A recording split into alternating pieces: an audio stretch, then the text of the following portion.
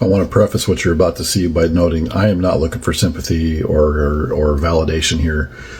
I was just expressing some remorse and some grief and some sorrow, because I think it can help a lot of people to kind of process through that. A lot of people who were like me voted for Trump and have to account for that.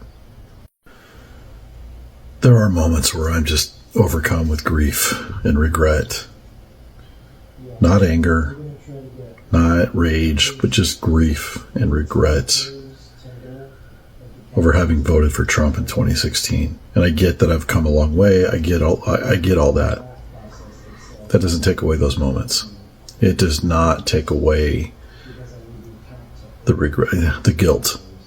I mean, I could work through it, and I do that regularly for a lot of different issues, not just who I voted for in 2016, but I just wanted to document this because this is one of those moments. I just saw the Kamala Harris ad talking about how she is the president for all the people and how Trump has a history of wanting to withhold aid from people who didn't vote for him. And I was partly responsible for putting him in office. I was part of that crowd. And that's something I'm going to have to live with. And I will. But there are moments like right now where that can be overwhelming. Trump 2024, MAGA family, MAGA nation. Tomorrow is my birthday. My birthday's at midnight. My family cut me off for being a Trump supporter, so I'm spending my birthday alone.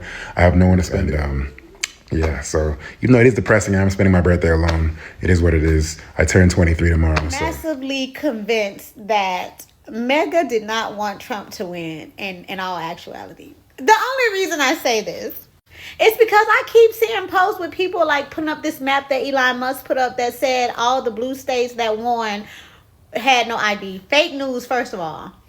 Second of all, y'all won. Y'all won by supposedly 330 electoral votes. Y'all won! Like, y'all online going crazy because people don't want to be y'all friend. But y'all won!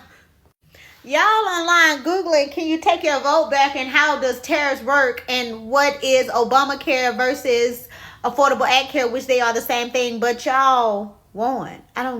It's not even fun. What do y'all want to fight? We're starting to have some Republicans come out of the woodwork and admit that they regret voting for Donald Trump. Well, I'm not going to dog you for your decision to vote for him. The only thing I'm going to ask is, are you ready? Are you ready to work together? Are you ready to work together? Listen, I understand that some of us get manipulated by people who say that they have good intentions. That happens. I understand that sometimes we don't believe the institutions that are at power. Believe me, I don't believe them either. We just came to a different solution for the same kinds of problems. So it's time to work together. They say that the road to hell is paved with good intentions. So I'm not going to fault you for what you did. Like I said, we both had different solutions for the same problems. But I am going to break a hard reality to you because it is the time. We are facing fascism. There is no denying that. We are facing fascism. Now, the only way to combat fascism, which is a movement that is propelled forward by hatred, is love. There is nothing so powerful within this world that love cannot overcome it. And so we need to work together so that we can. I'll also say this, because a lot of people are afraid. Everything that is important was uncomfortable enough to get there. We are in a very uncomfortable period right now. And sometimes the road to heaven is paved with these little discomforts and sometimes with big ones like we are facing now. But that does not mean that there is not a way to get there. We have to get there together. So if you regret it, I'm glad. I'm glad that your eyes are finally starting to open. Please continue to seek and you shall find. Hi, my name is Corinthia, and I regret not voting in the 2024 presidential election. And I'd like to start this off by saying, yes, I still get a say. I've always had a say, even whenever I was ineligible to vote. You can't tell someone that just because they're in another country or just because they're in their country and they don't vote that they are not allowed to say. Who are you to tell someone that they are not allowed to speak their opinion on something because they did not exercise their right? Like, all of that logic just makes zero sense to me. Now that I've addressed that, let me get into the reasons why I did not vote. So this would have been my first year of actually being able to vote because I turned like 18 in 2020, like not even a week later after election day. It was crazy. So I was looking forward to voting, but then I saw who the candidates were. And it's kind of odd, but it took Trump winning to realize how awful he is. Now, before y'all come for me and say he's not going to enforce Project 2025, look at the policies he's trying to make go into effect. Like, they scream project. And the reason why I didn't vote is because I thought that my vote wouldn't matter, which technically one vote isn't going to matter. But I mean, it's true that they say that if everyone said their vote doesn't matter, then that's a large group of people. But anyways, the reason why I didn't vote was because I was unsure of who I would even be voting for.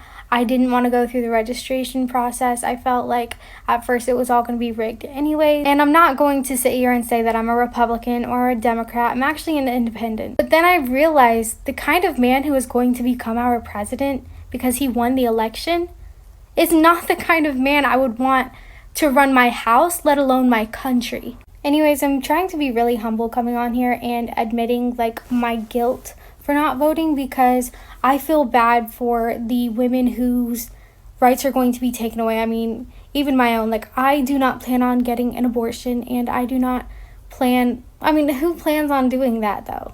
Like, really. But above that, I really regret just assuming that everything was going to be okay, because now it's looking like I need to get a couple passports. So I guess that sums this video up. But if I'm still here in the next election, you better bet I'm voting. All of the women against women is so sad. Women in our own country could not protect each other. But all of these other women in other countries are standing for American women. I mean, that just says a lot about the country we live in. Make America great again? Don't even get me started. You mean make America how it was when women had way less rights? That's what you mean? That's what I thought. I don't know how to feel. I mean, I know he's not technically the president yet, and it's wild how much can change in 4 years, but in 2020, I was rooting for him. And then I did my research because, I mean, first of all, he's a man, so not everything he says is going to be true. Second of all, he's in politics, so not everything he's going to say is going to be true. And it's not even the fact that I wanted a woman to stand as our president of this country. It's the fact that how can you actually have any logical sense of making that man your president? I mean, I don't even think Jesus would want him as president. It's going to be a rough next 4 years, but if I'm still here, I'm going to vote next time. I've been finding joy in those videos that now Trump supporters are regretting their decision because they're getting everything that they voted for. I'm getting quite a few comments from people who are telling me they regret voting for Trump. They only voted for him as a joke, or they assumed Harris was going to win, so they didn't vote at all, and they're asking me what they can do now. The truth is, it's too late to change this outcome. This wasn't just a game, it was the decision that's going to shape the next 4 years and beyond of our lives. That's why it was so important to research and feel certain about your decision before you got to the polls. But that does not mean you're powerless. There is still stuff that we can do. You can show up and get involved. You can volunteer, engage in your community, and work to create the kind of world that you want to live in. And it is so important to be participating in local elections, primaries, and midterms. Keep in touch with your representatives to ensure that they're advocating for your interests. If you don't know who your representative is for your area, I highly recommend you take a minute to research that and find out today.